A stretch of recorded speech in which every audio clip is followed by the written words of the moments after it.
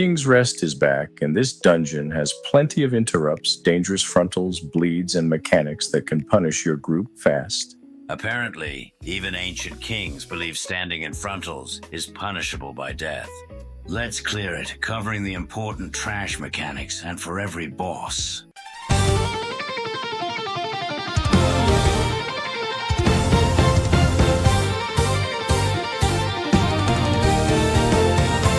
At the start, watch for the minions of Zul. Don't let them touch you. Slow them and kite them until they disappear. The animated guards will cast Suppression Slam, a massive frontal attack. Stay close enough to make the frontal easier to dodge, and use the available space to point it away from the group. Getting hit deals heavy damage and will also stun you.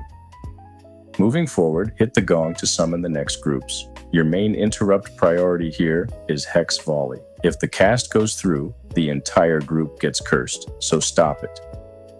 These Shadowborn champions can enrage. Remove the enrage when possible. If you can't, the tank should be ready with defensives. When a champion raises its shield, move behind it to continue dealing damage. Keep dodging the pools and continue slowing and kiting the minions of Zul so they don't reach you and fear you.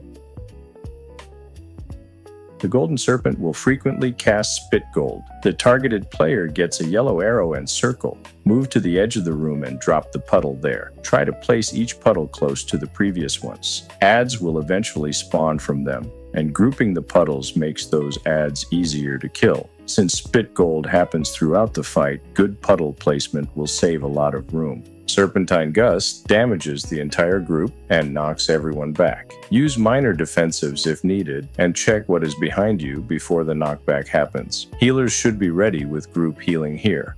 Tail Thrash is the tank buster. Tanks use a defensive to reduce the damage. When the boss casts Lucre's Call, immediately swap to the adds and kill them.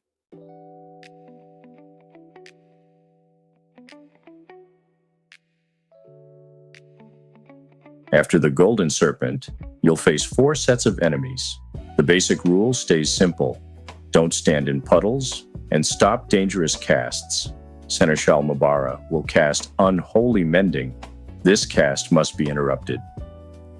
The Queen enemy can cast Bind Soul, controlling one of your players. Interrupt it. If the cast goes through, the healer should dispel the affected player. When these enemies become larger, remove their enrage if your group can. Otherwise, tanks should use defensives to survive the extra damage. If an enemy starts chasing you with a red line, kite it around until the mechanic ends. If you get a red arrow over your head, spread away from the group and use a defensive. The final group also applies several bleeds.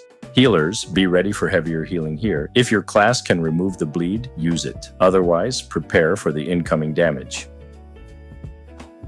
If you get a red arrow over your head, spread away from the group and use a defensive. The final group also applies several bleeds. Healers, be ready for heavier healing here. If your class can remove the bleed, use it. Otherwise, prepare for the incoming damage.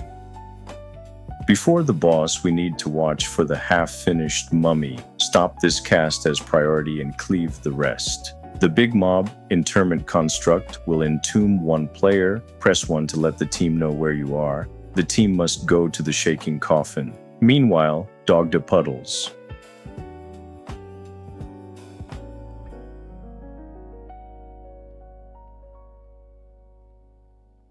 For Mchimba the Embalmer, watch for drain fluids. This deals magic damage and leaves a debuff on the targeted player. Healers need to bring that player above 90% health to remove the effect.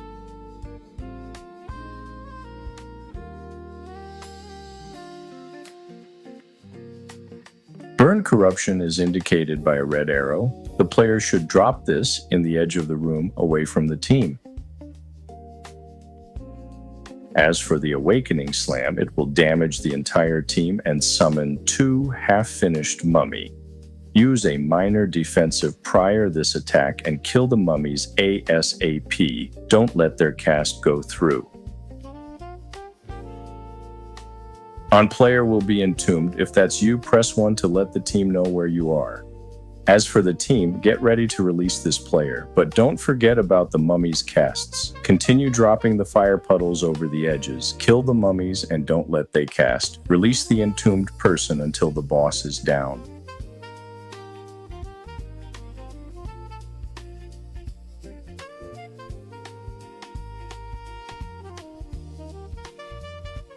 Moving forward, your priority targets are the shaman and the priest. Stop the priest's hex casts and immediately kill the shaman's healing tide totem. Your kill priority is shaman first, then priest.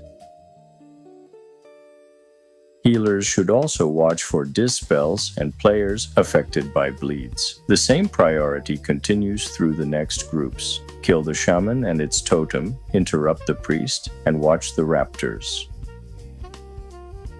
The raptors can use Hunting Leap. You can stop this mechanic by stunning the mob. If the raptor jumps, stay away from its front. For the Ghostly Brute, stay outside the range of seismic upheaval. This section can also put heavy bleeds on players, so use defensives and strong healing when needed.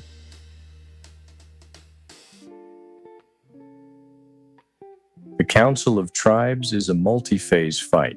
We start with Kula the Butcher. Keep moving and dodge the axes. Players affected by the bleed should use defensives, while the healer keeps them stabilized.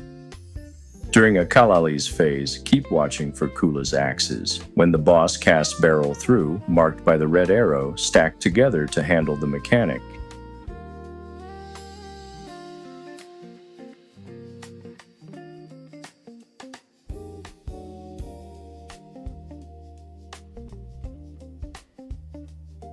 Kula will also appear in the center of the room. Move away from her and prepare for another wave of axes. A Call of the Elements will summon 3 totems that need to be destroyed ASAP, so this is nice time to lust. Totem priority is the Explosive Totem, Thundering Totem, and Torrent Totem. Destroy the totems before their cast is completed.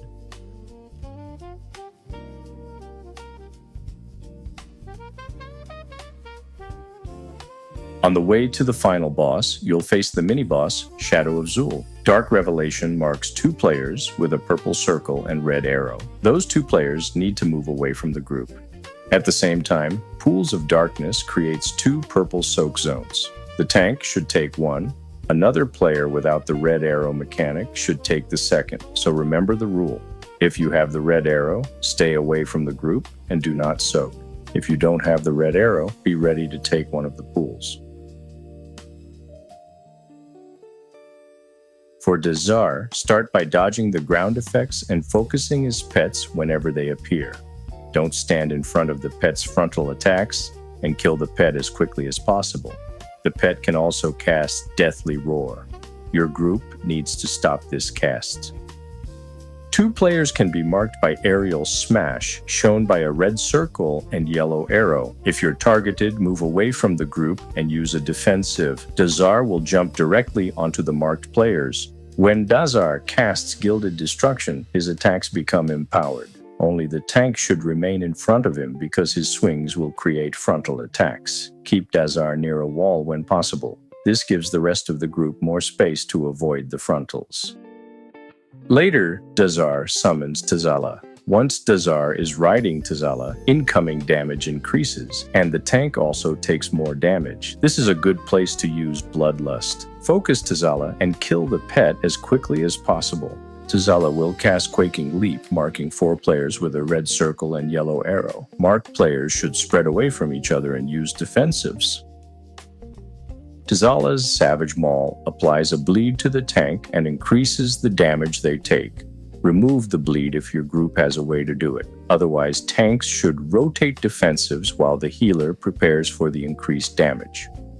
From here, keep repeating the mechanics. Kill the pets, stop dangerous casts, spread when marked, and keep the boss's frontals pointed away from the group until Dazar goes down. Leave a like if this guide helped you and check out our Midnight Season 2 guides.